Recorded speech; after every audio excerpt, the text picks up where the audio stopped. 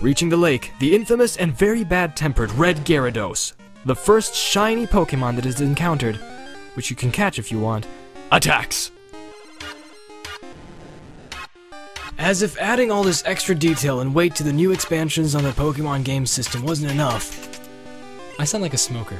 There were also plenty more secrets to be discovered.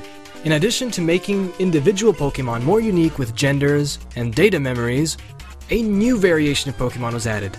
A rare, oddly colored type of Pokemon, known as the Shiny. Called Shiny because when it was encountered, it would make a funky little star graphic animation on the screen. The reason for that was because it was compatible with the non-colored Game Boys, which you obviously normally wouldn't have distinguished otherwise. There was a shiny variation for each of the then known 251 species, and they would be encountered at random at any time, anywhere. Talk about bragging rights, how hard was it to actually find one? Well, its rarity is so outrageous that the chances of running into a random shiny Pokemon would be approximately 8,192 to 1. The rarity of these monsters are incredible. However, excuse my questioning nature, but what was the point? Sure, it's a cool idea, but if the rarity of a shiny Pokemon is that astronomical, and apart from having a funky star swirl appear in front of it, what else makes it really special? Oh yes, it has a different coloration. Each Pokemon would be oddly colored. Some of them bear a striking difference to its original kind, yet most are simply just very, and I mean very slightly different. I continue to question this as well, for something so impossibly hard to find, and I've totally done everything there is to do in Gold and Silver and never encountered a shiny in the normal way. And having zero benefit, most shiny Pokemon are just slightly differently colored. Don't get me wrong, some are well colored and amazing, like the red Gyarados, the green Scizor, the gold Steelix. Those shinies are completely worth it just by their color alone.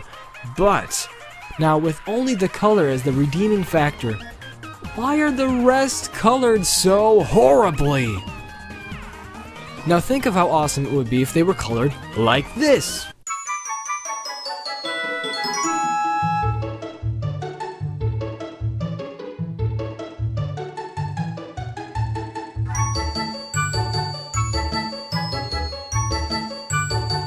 Now that's something to brag about, right? Hey, look at my blue Charmander! Oh yeah, that's nothing. Look at my red Bulbasaur. That would be really cool. Oh yeah, and what about a green Arcanine? Huh. If anything, to me it just boggles the mind as to why shinies weren't even given a more extreme coloring. Or cool symbols or something, you know, change the texture. And since most weren't, why were they so abhorrently difficult to obtain? All in all, the idea was good, the intention was good, but the execution has a lot of discarded opportunity. At least that's what I think. After that, Lance! Who?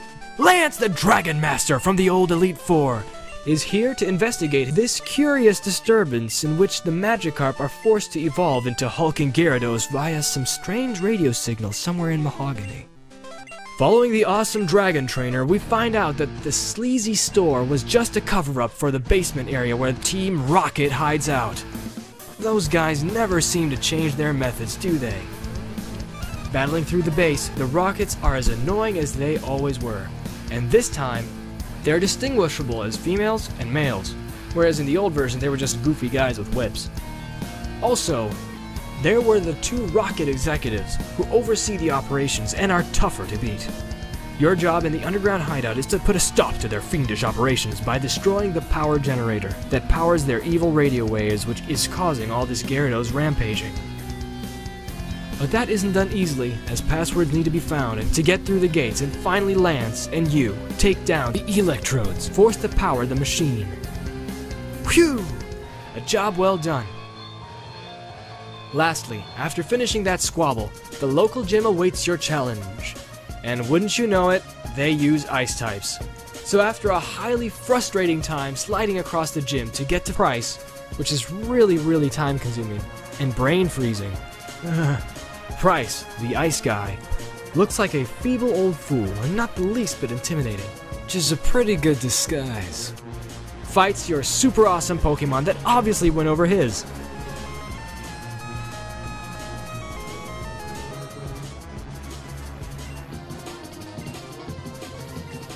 After that icy battle, Elm of all people starts panicking like a wimp that he is and suggests you check out Goldenrod's radio tower, which is apparently taken over by Team Rocket, just when we beat them at Mahogany Town.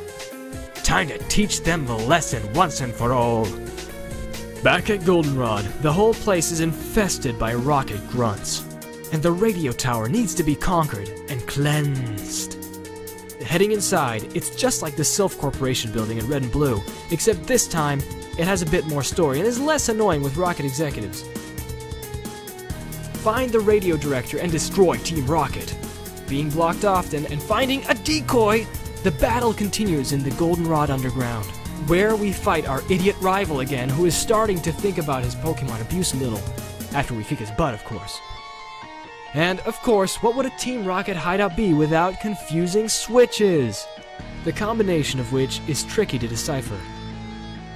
Finally, after fighting swarms of rocket grunts and execs, down they go as we find out their final goal is to broadcast the resurrection of Team Rocket, which will hopefully get Giovanni to come back and lead them once again. However, this is easily finished as you beat the Rocket executive on the top floor. Goodbye, Team Rocket. The radio director you rescued gives you, dun dun dun, the Rainbow Wing! Or Silver Wing in silver. What is the Rainbow Wing? Or silver? For this retrospective, we'll go for the Rainbow Wing, because gold is gold. Well, that's right. Ho-Oh awaits us up at Tin Tower.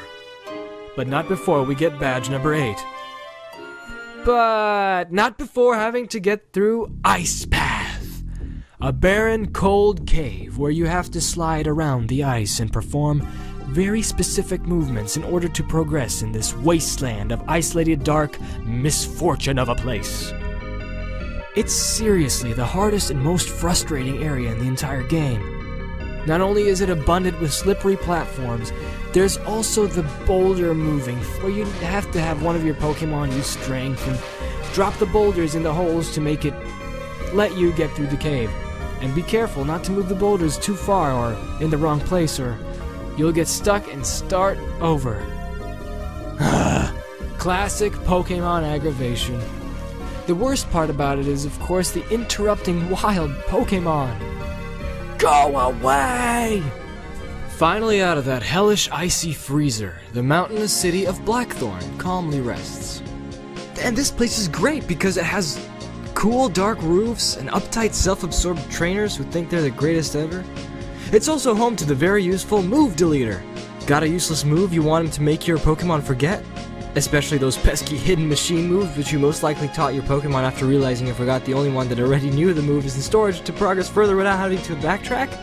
He's here for you, right in one of those fancy black roofed houses. The final Johto gym at Blackthorn is apparently home to Lance and his cousin, Claire. Both are dragon trainers, and Claire is the gym leader, self-professed blessed user of dragon Pokemon. Her gym is blocked by equally snooty people and... What? And you have to do exactly what you hated doing in the ice path by moving boulders again to make a pathway to get to Claire. Not fun. So finally, after that hard and aggravating work, Claire accepts your challenge and the last gym battle commences. She's a dragon user, and that means trouble.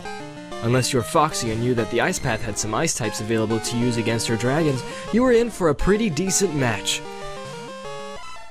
Finally, after finishing the ice path and her stupid gym boulders and beating her, she...